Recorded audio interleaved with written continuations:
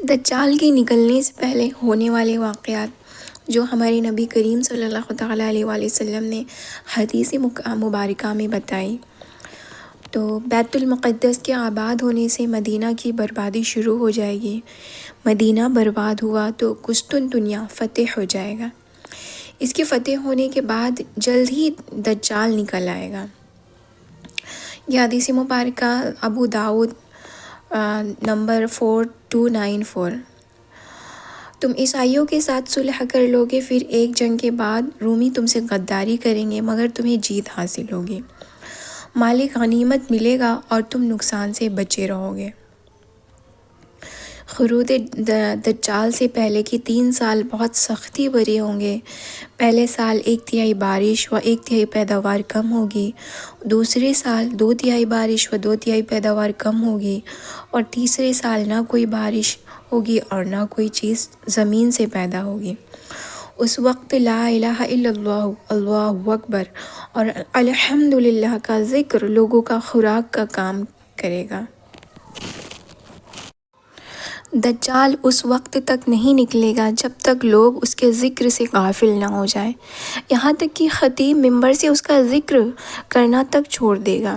عربوں کی تعداد کافی کم ہو جائے گی، لوگ دجال کے ڈر سے پہاڑوں میں جا چھپیں گے۔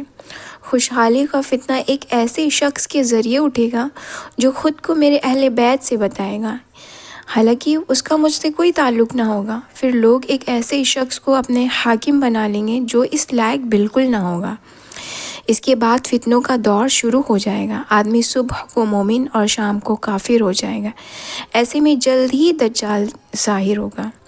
حدیث نمبر ابو داؤد 4242۔ خروج دجال کے وقت مدینہ بہترین زمین ہوگی، اس کی ہر سوراخ پر فرشتہ تعینات ہوگا جو دجال کو مدینے میں داخل ہونے سے روکے گا۔ ایسے وقت میں مدینے میں 3 زلزلے آئیں گے، اور کوئی منافق خواہ مرد ہو یا عورت جب مدینہ اپنے میل کچیل کو اس طرح نکال دے گا جیسے لوہار کی بھٹی لوہے کے میل کچیل کو دور کر دیتی ہے۔ دجال کے ساتھ 70,000 یہودی ہوں گے، جن میں سے ہر ایک نے ہرے رنگ کی ریشمی چادر، تاج و زیورات سے سجی تلوار پہن رکھی ہوگی۔ دجال کیسے دکھتا ہے؟ وہ چھوٹے قد کا، مضبوط جسم اور بڑے سر والا ہوگا۔ اس کی دونوں آنکھیں عیبدار ہوگی، دائیں آنکھ انگور کی طرح پھولی ہوئی ہوگی اور بائیں آنکھ پر چمڑا آیا ہوگا۔ بال گھنے و گھنگریلے ہوں گے، سفید رنگت والا ہوگا، اور اس کی دونوں آنکھوں کے بیچ کافر لکھا ہوگا۔ تمیم داری رضی اللہ تعالیٰ عنہ کی دجال و جساس والی حدیث کے مطابق وہ ایک سمندری زنجیر میں قید ہے۔ آپ صلی اللہ علیہ وآلہ وسلم کے زمانے میں موجود تھا۔ تمیم داری رضی اللہ تعالیٰ عنہ اور ان کے ساتھیوں نے اسے زنجیروں میں جکڑا ہوا دیکھا تھا۔ قیامت سے پہلے جب اللہ چاہے گا، شدید غصہ کرنے کی وجہ سے زنجیر ٹوٹ جائے گی اور وہ قید سے نکل آئے گا۔ زمین پر دجال کی رفتار اس کی رفتار اس بارش کی طرح ہوگی جس کے پیچھے ہوا ہو، مطلب یہ کہ بہت تیزی سے زمین کے ہر حصے میں پہنچ جائے گا۔ وہ زمین میں 40 روز تک پھرے گا، ان میں ایک دن ایک سال کی طرح، ایک دن ایک مہینے کے برابر اور ایک دن ایک ہفتے کے برابر ہوگا۔ باقی کے دن عام دنوں کی طرح ہوں گے۔ گدھے پر سوار ہوگا، اس کے دونوں کانوں کے بیچ 40 ہاتھ کا فاصلہ ہوگا۔ لوگوں سے کہے گا کہ میں تمہارا رب ہوں، حالانکہ وہ ایک آنکھ سے کانا ہوگا۔ تمہارا رب ایسا نہیں ہے۔ اس کی دونوں آنکھوں کے بیچ کافر لکھا ہوگا، جسے ہر مومن پڑھ لے گا، چاہے وہ پڑھا لکھا ہو یا ان پڑھ ہو۔ وہ مشرق کی طرف سے آئے گا، اس کا ارادہ مدینے میں داخل ہونے کا ہوگا، مگر احد پہاڑ کے پیچھے فرشتے اسے روک کر اس کا رخ سیریا کی طرف کر دیں گے۔ دجال کے فتنے، اس کے ساتھ جنت و جہنم ہوگی۔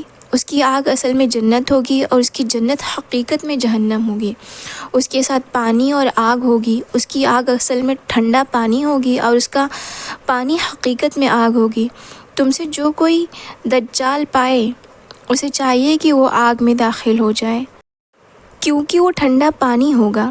وہ ایک قوم کے پاس آئے گا تو وہ قوم اس پر ایمان لے آئے گی۔ وہ آسمان کو حکم دے گا تو وہ بارش برسانا شروع کر دے گا۔ زمین کو حکم دے گا تو پیداوار دینا شروع کر دے گی۔ بھیڑ بکریاں جب چر کر لوٹیں گے تو ان کے تھن میں دودھ آ جائے گا۔ جب وہ دوسری قوم کے پاس جائے گا تو وہ اس پر ایمان نہیں لائیں گے۔ صبح ہو جب وہ قوم اپنے کھیتوں کو دیکھے گی تو فصلیں برباد ہو چکی ہوں گی اور زمین بنجر۔ وہ اس بنجر زمین کو حکم دے گا تو وہ زمین سے خزانے نکال کر شہد کی مکھیوں کی طرح ہو کر اس کے پیچھے چل پڑیں گے۔ دجال جب ایک دیہاتی سے کہے گا کہ اگر میں تمہارے مر چکے ماں باپ کو زندہ کر دوں تو کیا تم مجھے اپنا رب مان لو گے؟ وہ حامی بھر لے گا تو دو شیطان اس کے ماں باپ کی شکل میں اس کے سامنے آ جائیں گے اور کہے گا کہ بیٹا اس کا کہا مانو، یہی تمہارا رب ہے۔ وہ ایک جوان کو تلوار مار کر اس کے 2 ٹکڑے کر دے گا، پھر کہے گا کہ میں اسے زندہ کر دوں گا مگر مجھے اپنا رب نہیں مانے گا۔ وہ مردہ اس کے کہنے پر اٹھ کھڑا ہوگا۔ وہ جوان سے پوچھے گا کہ میرا رب کون ہے؟ تو کہے گا میرا رب اللہ ہے اور تو اللہ کا دشمن دجال ہے۔ اب یہ سوال ہے کہ جن لوگوں کی زندگی میں ظاہر ہو اس کے فتنے سے بچنے کے لیے کیا کریں؟ اس کے فتنے سے بچنے کے لیے یہ طریقے ہیں۔ دجال سے دور رہے۔ جو کوئی دجال کے بارے میں سنے تو اس سے دور رہے۔ مسلم شریف کی حدیث پاک ہے، دجال سے بھاگ کر پہاڑوں میں چھپ جائے، اللہ سے مدد طلب کرے۔ جو شخص اس کی آگ کے فرنے میں پھنس جائے وہ اللہ سے مدد چاہے، اللہ کے اسم و صفات کا علم حاصل کریں۔ دجال ایک آنکھ سے کانا ہوگا، اللہ تعالیٰ ہرگز ایسا نہیں ہے۔ سورہ کہف کے شروع کی 10 آیتوں کی تلاوت کرے۔ جو کوئی سورہ کہف کی ابتدائی 10 آیت یاد کر لے گا وہ دجال کے فتنے سے محفوظ رہے گا۔ حرمین شریفین میں سے کسی ایک میں پناہ لے، اسی لیے کہ دجال مکہ و مدینہ میں داخل نہیں ہو سکے گا۔ لوگوں کو دجال سے آگاہ کرتے رہیں۔ دجال اس وقت تک نہیں نکلے گا جب تک کہ لوگ اس کے ذکر سے غافل نہ ہو جائیں۔ علم دین حاصل کرے۔ جس نے دجال سے کہا کہ ہمارا رب اللہ ہے، ہم اسی پر بھروسہ کرتے ہیں اور اسی کی طرف لوٹ کر جائیں گے اور تجھ سے بچنے کے لیے ہم اللہ کی پناہ چاہتے ہیں، تو ایسے شخص پر دجال کا کوئی اثر نہیں چلے گا۔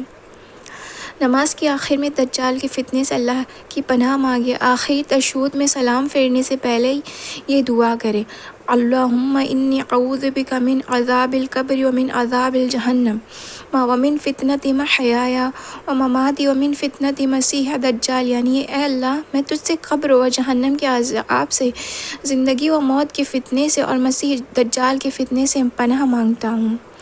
دجال کو کون مارے گا؟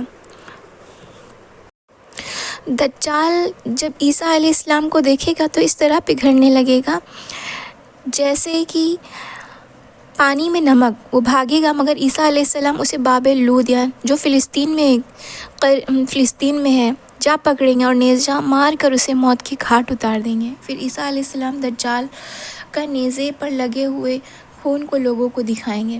دجال کا انکار کرنے والے ماضی قریب میں کچھ علماء ایسے بھی گزرے ہیں جنہوں نے دجال کا انکار کیا۔